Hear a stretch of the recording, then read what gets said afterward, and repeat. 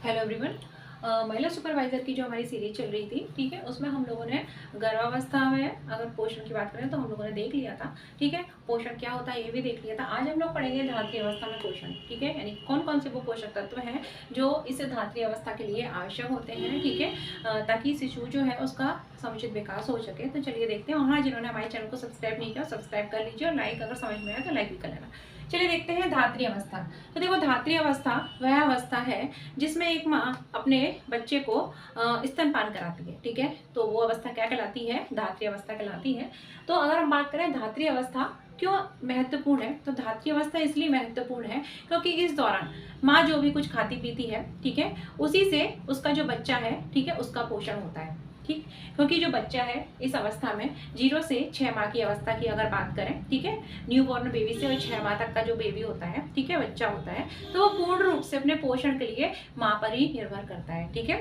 तो इसलिए ये अवस्था भी काफी महत्वपूर्ण हो जाती है। तो इसलिए इस अवस्था में माँ को विशेष देख रेख या पोषण युक्त पदार्थ आहार की आवश्यकता होती है, ताकि उसका अगर जो है वो तो स्वस्थ रह ही रहे, ताकि उस पर डिपेंड जो उसका बेबी है, ठीक है, उसका भी समुचित वृद्धि और विकास हो सके। अगर देखें हम इस अवस्था में यानी धात्री अवस्था में स्तनपान कराने वाली जो महिला है उसको आरडीए के अकॉर्डिंग, ठीक है, आरडीए 2020 की रिपोर्ट है उसके अकॉर्डिंग, जिसे कि हम रिकमेंडेड डाइटरी अलाउंस के नाम से जानते हैं, तो उसके अनुसार अगर बात करें तो इस अवधि में, ठीक है, महिला को धात्री अवस्था में किन किन पोषक तत्वों की आवश्यकता और कितनी कितनी मात्रा में होती है, तो इसको देख लेते हैं। चलिए बात करें 0 से 6 माह की अवधि, क्योंकि यह जो अवधि है यह अवधि काफी महत्वपूर्ण होती है। इस अवधि में जो शिशु है, ठीक है, जो छोटा बच्चा है, न्यूबॉर्न बेबी है, जिसको हम इन्फेंट भी बोल सकते हैं, तो वो बच्चा है वो पोषण के लिए अपनी माँ पर ही पूर्णतः डिपेंड होता है, ठीक है, उसे कुछ बाहरी आहार देने की आवश्यकता नहीं होती। 6 माह के बाद हम उसे घर में बना हुआ अर्ध ठोस आहार दे सकते हैं, ताकि उसका, ठीक है, जो कि उसके वृद्धि विकास में भी सहायक होता है, ठीक है, बाद में। लेकिन 6 माह के बाद 6 माह तक उसे सिर्फ और सिर्फ माँ का दूध दिया जाता है, ठीक है। तो 6 माह की अवधि तक देखें, 0 से 6 माह यानी कि बच्चा जो है उसका पैदा हुआ बच्चे ने जन्म लिया और 6 माह तक का जब तक वो नहीं हो जाता, उस दौरान देखते हैं कि उसकी माँ को कैसा आहार देना चाहिए ताकि बच्चा जो है वो हेल्दी रहे, ठीक है, रोग प्रतिरोधात्मक क्षमता उसमें विकसित हो, उसकी माँ स्वस्थ रहे और बच्चे बोलते हैं ना जच्चा बच्चा दोनों स्वस्थ रहे, ठीक है। तो 0 से 6 माह तक के जो बच्चा है उसकी माँ को कैसा आहार देना चाहिए, ठीक है। तो जिस ऐसी महिला जिसका वजन कितना है 55 किलोग्राम, मैंने आपको कल बताया था गर्भावस्था में कि गर्भावधि में क्या होता है, गर्भावस्था के दौरान महिला जैसे नॉर्मल किसी का वजन अगर 55 है तो उसके वजन में 10 से 12 किलोग्राम की वृद्धि हो जाती है, ठीक है, जो नॉर्मल हर डिलीवरी में होती है, ठीक। डिलीवरी के बाद क्या हो जाता है कि उसका नॉर्मल वजन 55 किलो, तो हम ले रहे हैं कि ऐसी महिला जिसका वजन 55 किलो है, ठीक है, और किस अवधि में, 0 से 6 माह की अवधि में, ठीक है, तो उसे कितने प्रोटीन की आवश्यकता होती है, तो बात करें सामान्य महिला से 17 ग्राम, ठीक है, एक दिन की बात कर रहे हैं, प्रतिदिन 17 ग्राम अधिक प्रोटीन की आवश्यकता होती है। कैसी महिला को? धात्री अवस्था में, ठीक है, जो अपने बच्चों को स्तनपान कराती है तो उसे 17 ग्राम अतिरिक्त प्रोटीन की आवश्यकता होती है, ठीक है। वही बात करें 7वें महीने से और 12वें महीने तक, ठीक है, उसे प्रोटीन की जो मात्रा है जो पहले ज्यादा मात्रा में आवश्यकता थी वह कम हो जाती है और कितनी रह जाती है, 13 ग्राम प्रतिदिन रह जाती है, ठीक है। लेकिन सामान्य महिला से फिर भी अधिक होती है क्योंकि बच्चा उस पर डिपेंड है ना, ठीक है, बच्चा प्रोटीन किससे ले रहा है, माँ से ले रहा है, ठीक है, माँ का जो दुग्ध पान कर रहा है तो उससे प्रोटीन ले रहा है, तो इसलिए सामान्य महिला से 17 ग्राम प्रतिदिन अधिक प्रोटीन की आवश्यकता होती है धात्री अवस्था में महिला को। कब? 0 से 6 माह तक, जब तक उसका बेबी नहीं हो जाता, और 7वें माह से 12वें माह तक, ठीक है, वो अपने मिल्क फीडिंग बच्चे को करा रही है तो उसे सामान्य महिला से 13 ग्राम प्रतिदिन अधिक प्रोटीन की आवश्यकता होती है, ठीक है। बात करें अगले पोषक तत्व की जिसे कि हम कैल्शियम के नाम से जानते हैं, ये हमने देख लिया प्रोटीन, ठीक है। ये सारे जो हमारे पोषक तत्व हैं अगर देखें तो ये खनिज, यहाँ तक हमारे खनिज महत्वपूर्ण 3 खनिज है, कैल्शियम, आयरन और आयोडीन, ठीक है। बहुत सारे खनिज होते हैं लेकिन हम वो खनिज देखेंगे जो काफी महत्वपूर्ण हो जाते हैं इस अवस्था में, तो कैल्शियम, आयरन और आयोडीन। बात करें कैल्शियम की तो धात्री अवस्था में, ठीक है, कब तक, जब तक उसका बेबी 1 साल तक का ना हो जाए, ठीक है, इस अवस्था में जो महिला है उसे बात करें तो कितनी मात्रा में कैल्शियम की आवश्यकता होती है, तो धात्री अवस्था में एक महिला को जो स्तनपान कराती है अपने शिशु को, उसे 1200 मिलीग्राम प्रतिदिन ठीक है, कैल्शियम की आवश्यकता होती है, जहां एक सामान्य महिला को, ठीक है, 1000 मिलीग्राम प्रतिदिन कैल्शियम की आवश्यकता होती है, वहीं एक धात्री अवस्था में महिला को 1200 मिलीग्राम प्रतिदिन कैल्शियम की आवश्यकता होती है। बात करें अगर आयरन की, तो आयरन भी एक सूक्ष्म मात्रिक पोषक तत्व है और इसकी आवश्यकता एक धात्री अवस्था में महिला को अगर बात करें तो 23 मिलीग्राम प्रतिदिन होती है। कितनी होती है? 23 मिलीग्राम प्रतिदिन होती है। ठीक है, अगर बात करें आयोडीन की, तो आयोडीन की आवश्यकता धात्री अवस्था में 280 म्यूग्राम प्रतिदिन होती है। काफी कम मात्रा में आयोडीन आवश्यक है और आयोडीन की आपूर्ति जो है वो हमारे खाने वाले नमक से हो जाती है। ठीक है, इसके अतिरिक्त जो नॉन वेजिटेरियन महिला है उनको सी फूड से भी आयोडीन की प्राप्ति हो जाती है। ठीक है, समुद्री भोजन जो रहता है, नॉन वेज जो खाती है उनके लिए। ठीक है, तो आयोडीन की कितनी मात्रा होनी आवश्यक है? ठीक है, उनके आहार में धात्री महिला के में 280 म्यूग्राम प्रतिदिन उनको लेना आवश्यक है।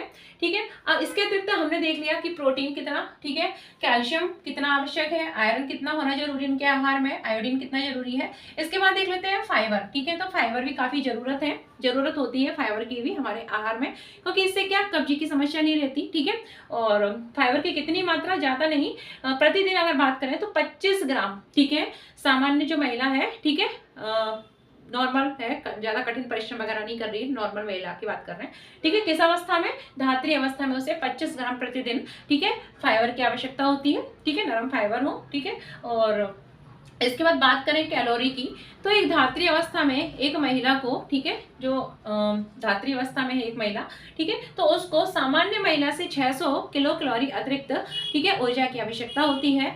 कब तक? 0 से 6 माह तक, जब तक उसका बेबी है तब तक। ठीक है, वो स्तनपान करा रही है तो उसे 600 किलो कैलोरी अतिरिक्त ऊर्जा की आवश्यकता होती है। वही 7वें माह से और 12वें माह तक वो अगर मिल्क फीडिंग कराती है तो उसे सामान्य महिला से, ठीक है, 520 किलो कैलोरी अतिरिक्त ऊर्जा की आवश्यकता होती है। ठीक है, ये हमने देख लिया। इसके बाद हम देख रहे हैं आरडीए 2020 के अनुसार ही है कि विटामिन ए की एक धात्री अवस्था में महिला को कितनी आवश्यकता होती है, यानी कि विटामिन ए जो है वो कितनी मात्रा में आवश्यक है। तो विटामिन ए की 950 म्यूग्राम प्रतिदिन मात्रा आवश्यक है, काफी कम मात्रा आवश्यक है। कितना? 950 म्यूग्राम, ठीक है, प्रतिदिन आवश्यक है।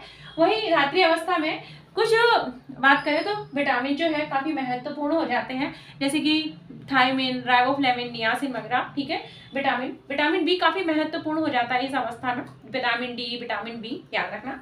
तो अगर बात करें विटामिन B1, जैसे कि हम थायमिन के नाम से जानते हैं, और इसकी कमी हो तो हमको बेरी रोग हो जाता है। ठीक है, तो विटामिन B1 की 2.1 मिलीग्राम प्रतिदिन मात्रा, ठीक है, कितना धात्री अवस्था में महिला को आवश्यक होती है। ठीक है, वो ऐसा आहार उसको लेना चाहिए जिससे कि उसे 2.1 मिलीग्राम प्रतिदिन, ठीक है, विटामिन B1 प्राप्त हो। बात करें विटामिन B2 की, राइबोफ्लेविन इसका नाम है, रासायनिक नाम क्या है? राइबोफ्लेविन है। इसकी 0 से 6 माह तक, ठीक है, अगर वो अपना स्तनपान करा रही है बच्चे को, तो 0 से 6 माह तक, जब तक उसका बेबी ना हो जाए, उसे 3, ठीक है, मिलीग्राम प्रतिदिन विटामिन B2 की आवश्यकता होती है। यानी कि विटामिन B2 युक्त उसे 3 मिलीग्राम, ठीक है, प्राप्त हो, उसको ऐसा आहार करना चाहिए।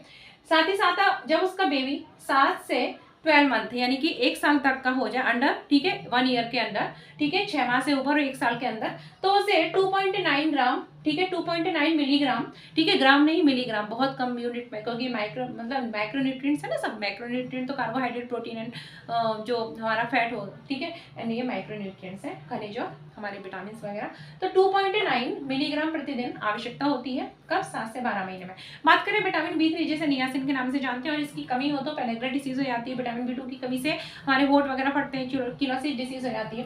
तो विटामिन B3 जिसे नियासिन के नाम से जानते हैं, इसकी एक धात्री अवस्था में 16 मिलीग्राम, ठीक है, प्रतिदिन आवश्यकता होती है एक धात्री महिला को। ठीक है, वही विटामिन B6 की बात करें, पायरिडॉक्सिन के नाम से जानते हैं, इसकी 2.16 मिलीग्राम, ठीक है, प्रतिदिन आवश्यकता होती है। कब? 0 से 6 माह की अवस्था में, जब उसका शिशु 0 से 6 माह का हो तब उसे 2.16, ठीक है, मिलीग्राम आवश्यकता होती है। जब उसका शिशु जो है, ठीक है, बच्चा जो है, बालक बालिका मतलब उसका बच्चा, ठीक है, बात करें नवजात जो है, कितने साल का हो जाए, कितने साल नहीं, सॉरी, 1 साल के अंदर का हो, यानी कि 6 माह से ऊपर और 1 साल के अंदर का उसका बच्चा हो, तो ऐसी अवस्था में उस महिला को, धात्री अवस्था में महिला को 2.07 मिलीग्राम प्रतिदिन विटामिन B6 की आवश्यकता होती है। ठीक है, विटामिन B6 याद रखना, विटामिन B6, B9 और B12 की कमी से एनीमिया रोग हो जाता है। ठीक है, अगर बात करें विटामिन B9 की, तो विटामिन B9 की बहुत कम मात्रा में आवश्यकता होती है, और विटामिन B9 को हम लोग फॉलिक एसिड के नाम से जानते हैं। विटामिन B9 की 330 म्यूग्राम प्रतिदिन आवश्यकता होती है। कितनी आवश्यकता होती है, यानी कि हमको ऐसा आहार करना चाहिए जिसे हमें 330 म्यूग्राम प्रतिदिन, ठीक है, विटामिन B9 या फॉलिक एसिड मिल जाए ताकि हम एनीमिया से मुक्त रहें। ठीक है, विटामिन B12 की हम यानी कि धात्री अवस्था की महिला की बात कर रही हूँ। ठीक है, हाँ, मुझे थोड़ी ना चाहिए। अब देखो, अगर हम बात करें विटामिन B12 की, तो विटामिन B12 जिसे साइनोकोबाल्मिन के नाम से जानते हैं, और विटामिन B12 की आवश्यकता धात्री अवस्था में 3.2 म्यूग्राम प्रतिदिन होती है। काफी कम मात्रा में आवश्यक होता है, 3.2 म्यूग्राम पर डे। ठीक है, इनकी आपूर्ति जो है हमको विभिन्न पोषक तत्वों से हो जाती है, जैसे कि हम अपने आहार में जो विभिन्न आहार सम्मिलित करते हैं ना, ठीक है, तो सब्जी वगैरह जो है, हरी सब्जियां हैं, उनसे हमारी इसकी पूर्ति हो जाती है। ठीक है, बात करें विटामिन सी की, ठीक है, मांस, नॉन वेजिटेरियन है तो मांस वगैरह आप ले सकते हैं, ठीक है, मीट वगैरह। चलिए, विटामिन सी की बात करें तो विटामिन बी सी जो है इसकी प्रतिदिन धात्री अवस्था में 115 मिलीग्राम मात्रा आवश्यक होती है, जिसकी आपूर्ति आप खट्टे फलों से कर सकते हैं, सिट्रस फ्रूट से कर सकते हैं। वही विटामिन डी जो है उसकी मात्रा धात्री अवस्था में 600 इंटरनेशनल यूनिट प्रतिदिन होती है, और इसकी आपूर्ति हम सूर्य के प्रकाश में बैठकर भी कर सकते हैं। तो ये हो गया कि धात्री अवस्था में महिला को कितने पोषण युक्त भोजन की आवश्यकता है ताकि वो हष्ट पुष्ट रहे, और उस पर डिपेंडेड उसका जो बेबी है, ठीक है, जो उससे स्तनपान कर रहा है, उस पर स्तनपान कर रहा है, तो वो भी स्वस्थ रहे और विभिन्न बीमारियों से मुक्त रहे। इसके बाद हम लोग पढ़ेंगे हमारी अगली अवस्था, ठीक है, यानी कि नवजात में पोषण। ठीक है, हम लोगों ने गर्भावस्था में पोषण देख लिया, आज हमने धात्री अवस्था में पोषण देख लिया। इसके बाद हमारा एक नेक्स्ट वीडियो आएगा कल, और वो रहेगा नवजात में पोषण। उसके बाद हम लोग नवजात के बाद पढ़ेंगे बाल्यावस्था में पोषण, और उसके बाद किशोरावस्था में पोषण पर हमारा ये पोषण खत्म हो जाएगा, और उसके बाद हम अपना नेक्स्ट चैप्टर जो है वो स्टार्ट करेंगे। तो देखते रहिए, और अगर अच्छा लगा हो तो लाइक शेयर सब्सक्राइब भी करिए।